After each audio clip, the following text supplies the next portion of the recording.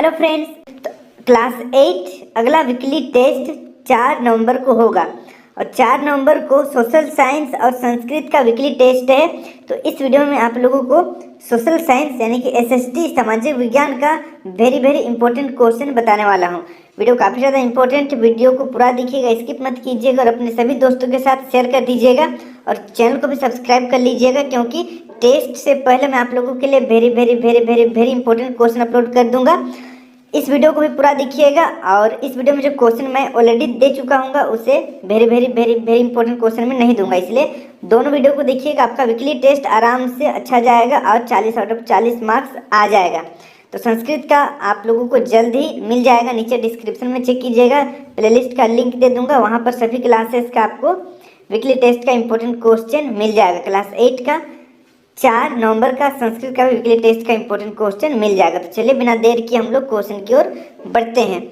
देखिए चैप्टर 6 1857 की क्रांति, इस चैप्टर से आप लोगों का क्वेश्चन पूछा जाएगा।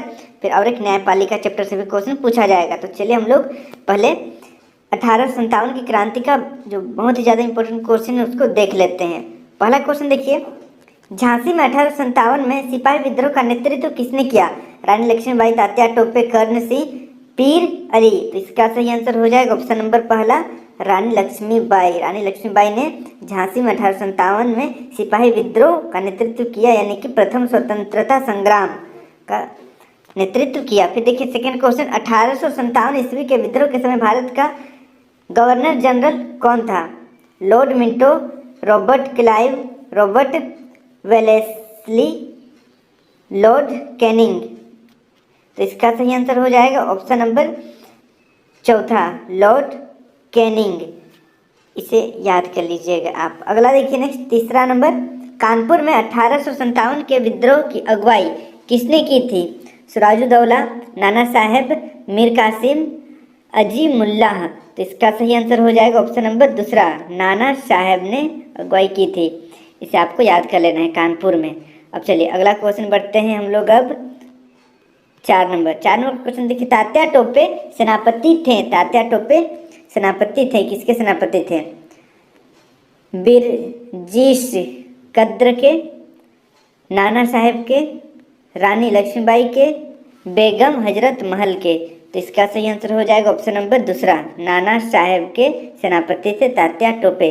फिर देखिए नेक्स्ट 5 नंबर, पेशवा बाजीराव द्वितीय का दत्तक पुत्र कौन था? नाना साहेब, तात्या टोपे, मंगल पांडे या यदुवेंद्र। तो इसका सही आंसर हो जाएगा ऑप्शन नंबर पहला, नाना साहेब पेशवा बाजीराव द्वितीय के दत्तक पुत्र थे। फिर देखिए नेक्स्ट 6 नंबर, बहादुर शाह जफर ने किसके सहयोग से विद्रोह का नेतृत्व किया? पहला ऑप्शन देखिए, पहला ऑप्शन है बख्त खां, दूसरा ऑप्शन है वाजिद अली शाह, तीसरा तात्या टोपे, चौथा अजीमुल्लाह। तो इसका सही आंसर हो जाएगा ऑप्शन नंबर पहला, बख्त खां। फिर देखिए नेक्स्ट 7 नंबर, नीलांबर और पीतांबर कहाँ के महान स्वतंत्रता सेनानी थे? गढ़वा के, पलामू के, संथाल परगना, हजारीबाग। तो इसका सही आंसर हो जाएगा ऑप्शन नंबर दूसरा, पलामू के महान स्वतंत्रता सेनानी थे नीलांबर और पीतांबर। फिर देखिए नेक्स्ट 8 नंबर, ठाकुर विश्वनाथ शाहदेव को कब फांसी दी गई? 10 मार्च 1858, 16 अप्रैल 1858, 16 अप्रैल 1859, 16 अप्रैल 1857। तो इसका सही आंसर हो जाएगा ऑप्शन नंबर दूसरा, 16 अप्रैल 1858 ईस्वी में। फिर देखिए नेक्स्ट 6 नंबर, हजारीबाग छावनी में विद्रोह कब हुआ? हजारीबाग छावनी में विद्रोह कब हुआ? 30 जुलाई 1857, 18 जून 1857, 30 जून 1857 या 25 जुलाई 1857। तो इसका सही आंसर हो जाएगा ऑप्शन नंबर पहला, 30 जुलाई 1857 को हजारीबाग छावनी में विद्रोह हुआ। फिर देखिए नेक्स्ट अगला 10 नंबर, झारखंड में सिपाही विद्रोह की शुरुआत कब हुई? झारखंड में प्रथम स्वतंत्रता संग्राम, देखिए सिपाही विद्रोह को ही प्रथम स्वतंत्रता संग्राम कहा जाता है, इसको याद रखिएगा। तो देखिए झारखंड में प्रथम स्वतंत्रता संग्राम या सिपाही विद्रोह का शुरुआत कब हुआ? 10 मई 1857, 30 मई 1857, 12 जून 1857, 15 अगस्त 1857। तो इसका सही आंसर हो जाएगा ऑप्शन नंबर तीसरा, 12 जून 1857। इस डेट को आप लोग याद रखिएगा। झारखंड में सिपाही विद्रोह का शुरुआत हुआ था। अब बढ़ते हैं अगला क्वेश्चन की ओर। अगला क्वेश्चन देखिए न्यायपालिका से। अगला क्वेश्चन है न्यायपालिका। पहला क्वेश्चन देखिए, भारत देश का सबसे पुराना उच्च न्यायालय कौन है? पहला ऑप्शन है बम्बई उच्च न्यायालय, दूसरा मद्रास उच्च न्यायालय, दिल्ली उच्च न्यायालय, कलकत्ता उच्च न्यायालय। तो इसका सही आंसर हो जाएगा ऑप्शन नंबर चौथा, कलकत्ता उच्च न्यायालय भारत देश का सबसे पुराना उच्च न्यायालय है। फिर देखिए नेक्स्ट अगला सेकंड नंबर, उच्च न्यायालय के न्यायाधीशों को कौन पदमुक्त करता है? प्रधानमंत्री, उच्चतम न्यायालय के न्यायाधीश, राज्यपाल या महाभियोग की प्रक्रिया द्वारा? इसका सही आंसर हो जाएगा ऑप्शन नंबर चौथा, महाभियोग की प्रक्रिया द्वारा उच्च न्यायालय के न्यायाधीशों को पदमुक्त किया जाता है। फिर देखिए नेक्स्ट तीसरा नंबर, कौन सा कार्य भारत में न्यायपालिका का नहीं है? विवादों का निपटारा, न्यायिक समीक्षा, चुनाव कराना, नागरिकों के अधिकार संरक्षण। तो इसका सही आंसर हो जाएगा ऑप्शन नंबर तीसरा, चुनाव करना।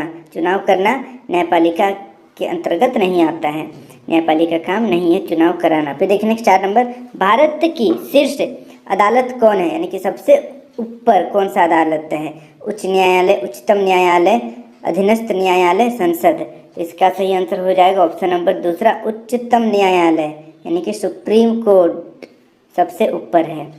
फिर देखिए नेक्स्ट अगला 5 नंबर, संविधान के संरक्षण का दायित्व किसे दिया गया है? सर्वोच्च न्यायालय को, राष्ट्रपति को, प्रधानमंत्री को, संसद को? तो इसका सही आंसर हो जाएगा ऑप्शन नंबर पहला, सर्वोच्च न्यायालय को दायित्व दिया गया है कि संविधान के का वो संरक्षण करे। चलिए अगला क्वेश्चन बढ़ते हैं 6 नंबर, 28 जनवरी 1950 को भारत के सर्वोच्च न्यायालय की स्थापना कहाँ की गई? कोलकाता में, दिल्ली में, मद्रास में या इलाहाबाद में? तो इसका सही आंसर हो जाएगा ऑप्शन नंबर दूसरा, दिल्ली में।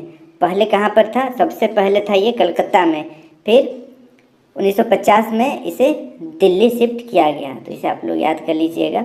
अब बढ़ते हैं नेक्स्ट अगला 7 नंबर की और 7 नंबर का क्वेश्चन है, भारत का सर्वोच्च न्यायालय कहाँ स्थित है? अभी वर्तमान में 2023 में पूछा जा रहा है कि भारत का सर्वोच्च न्यायालय कहाँ है? मुंबई में, नई दिल्ली में, कोलकाता में, चेन्नई में? तो इसका सही आंसर हो जाएगा ऑप्शन नंबर दूसरा, नई दिल्ली में। अभी मैंने थोड़ी देर पहले बताया कि 1950 में नई दिल्ली में शिफ्ट किया गया था। फिर देखिए 8 नंबर, भारत में उच्च न्यायालय कहाँ स्थित है? जमशेदपुर, रांची, धनबाद, दुमका? तो इसका सही आंसर हो जाएगा ऑप्शन नंबर दूसरा, रांची में उच्च न्यायालय है। फिर देखिए नेक्स्ट अगला 9 नंबर, अभिलेखीय न्यायालय किसे कहते हैं?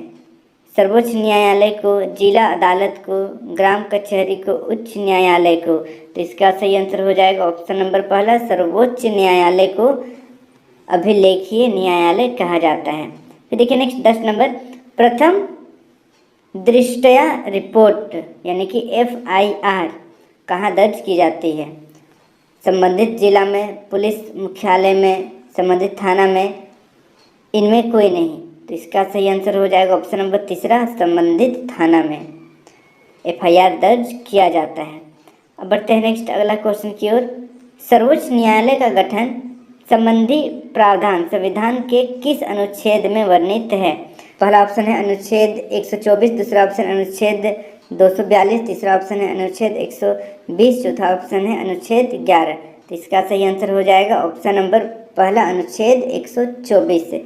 फिर देखिए 12 नंबर का क्वेश्चन है, मुख्य न्यायाधीश की नियुक्ति कौन करता है? मुख्य न्यायाधीश की नियुक्ति कौन करता है?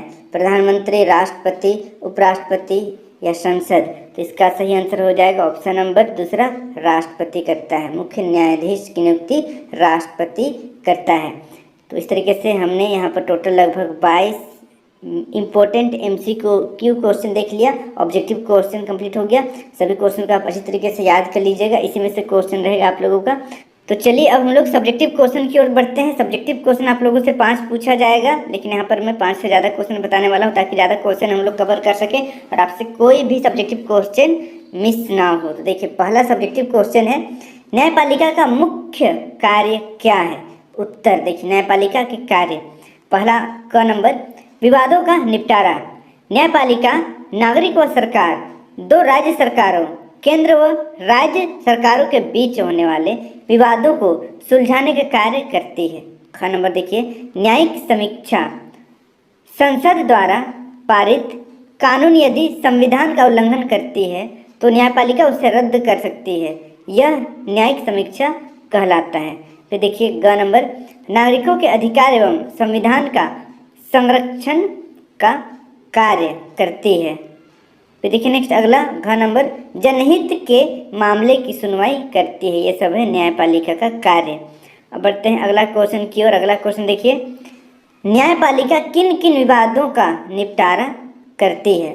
तो इसका उत्तर देखिए, न्यायिक व्यवस्था, नागरिक व सरकार, दो राज्य सरकारों और केंद्र व राज्य सरकारों के बीच पैदा होने वाले विवादों को हल करने की क्रियाविधि मुहैया कराती है। तो देखिए न्यायपालिका बहुत सारे विवादों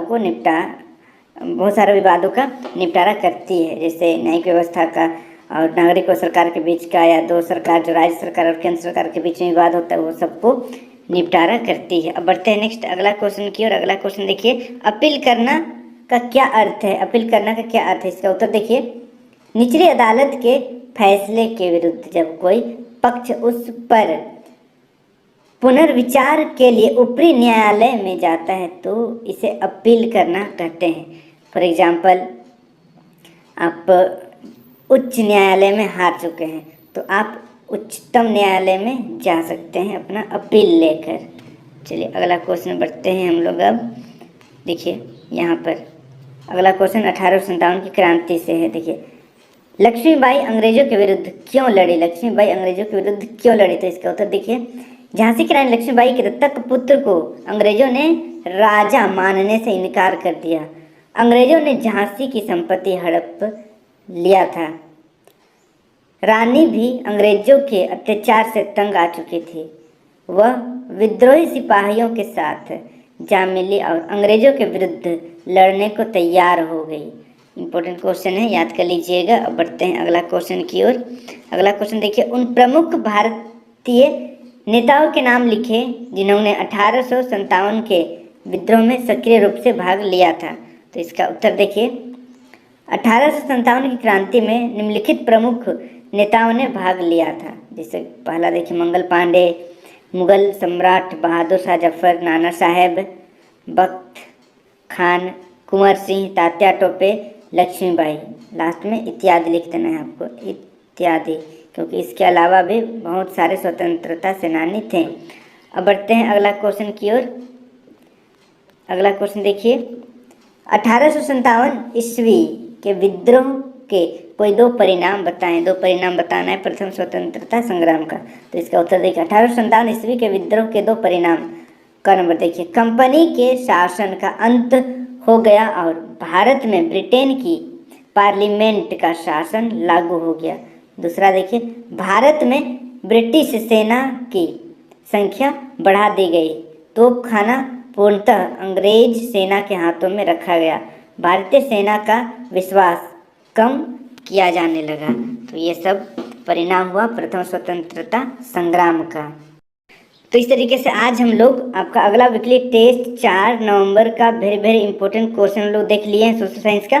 सभी क्वेश्चन बहुत ज़्यादा इंपॉर्टेंट, सबका आपको याद कर लेना है और चैनल को सब्सक्राइब जरूर कर लीजिएगा, क्योंकि टेस्ट से पहले मैं आप लोगों के लिए और एक वेरी इंपॉर्टेंट क्वेश्चन अपलोड कर दूंगा, जिससे आपका टेस्ट जो है बिल्कुल मक्खन के जैसे full out of full marks आ जाएगा। और वीडियो को अपने सभी दोस्तों के साथ शेयर करना मत भूलिएगा, ताकि उन्हें भी इस वीडियो का लाभ हो सकेगा। Thank you for watching video. जय हिंद, जय भारत।